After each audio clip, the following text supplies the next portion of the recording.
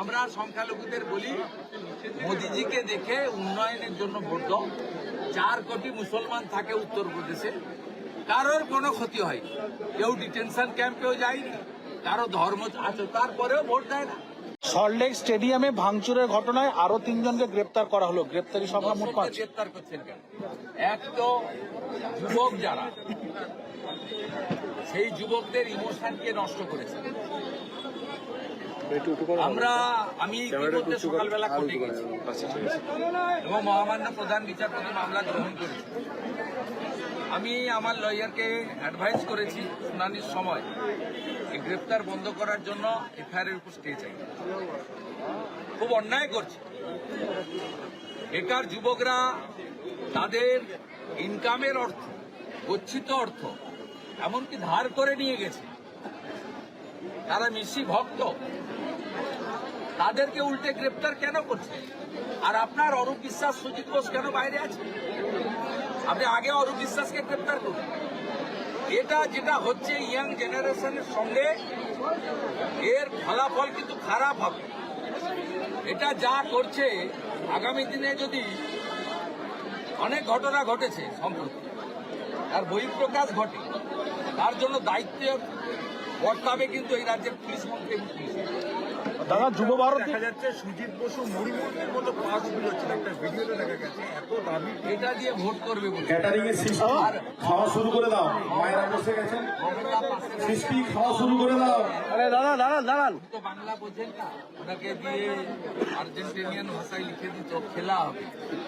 এটা পাশ থেকে বলা তো খেলা হবে, উল্টো খেলা হয়ে গেছে।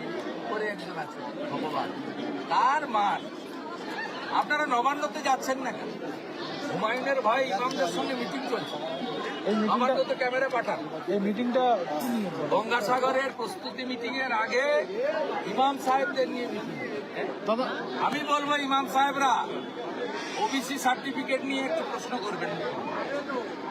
ওয়াক অফ অ্যামেন্ডমেন্ট বিল মুখ্যমন্ত্রী বলেছিল প্রাণ থাকতে চালু করতে দেবো না, ওটা নিয়ে একবার প্রশ্ন করবেন।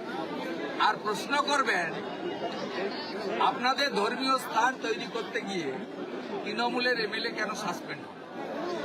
3টে প্রশ্ন ইমামরা যেন করেন, ইমাম সাহেবরা।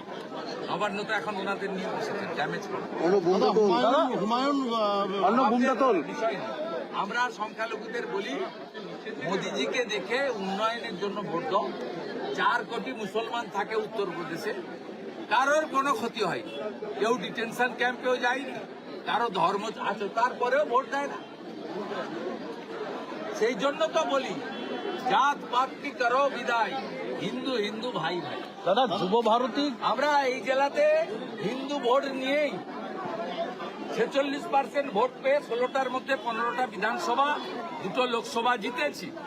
পশ্চিমবঙ্গের হিন্দুরা যদি পূর্ব মেদিনীপুরের হিন্দুদের ফলো করেন, তাহলে পশ্চিমবঙ্গেও একটা সুন্দর রাষ্ট্রবাদী সরকার তৈরি হবে। সেটা হচ্ছে যুব ভারতী শতদ্রুকের ম্যানেজারকে যেরকম ভাবে তলব করা হলো, পাশাপাশি বিধাননগর পুলিশ এখন বলছে যে জলের বোতল কিভাবে ভেতরে ঢুকলো সেটা তদন্ত করা হবে। জলের বোতল যেভাবে পুলিশ তদন্ত করবে না। 20 টাকার বোতল 200 টাকায় বেচেছে, 10 টাকার চিপস 100 টাকায়, সব অরূপ আর সুজিতের লোকেরা ধরবে নাকি? আগামীকাল পুলিশের হাতে তদন্ত রাখা যাবে না, ওই জন্যই হাইকোর্টে গেছে। দাদা আগামীকাল প্রকাশিত হবে খসড়া ভোটার তালিকা, রোজ লাফিয়ে বাড়ছে বাদ যাওয়ার নামের সংখ্যা। কালকে বোঝা যাবে সংখ্যা বের, এখনই আর গল্প করিলাম। আমি আপনার সঙ্গে 14ই ফেব্রুয়ারি কথা বলবো। রাজ্যে 85 লক্ষ 14ই ফেব্রুয়ারি 2026 কথা হবে, কালকে কথা হবে।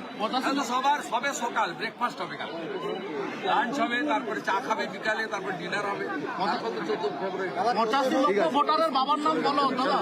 85 লক্ষ ভোটারের মাইক্রো অবজারভার না থাকলে, ওয়েবকাস্টিং ক্যামেরা না থাকলে সুস্থভাবে হতে পারে। ঠিক আছে। এখানে করতে এলে চামড়া তুলে দিবে। অন্য জায়গায় পারবে না, মার্কেট করবে, কুচবিহারি করবে, সাউথ করবে।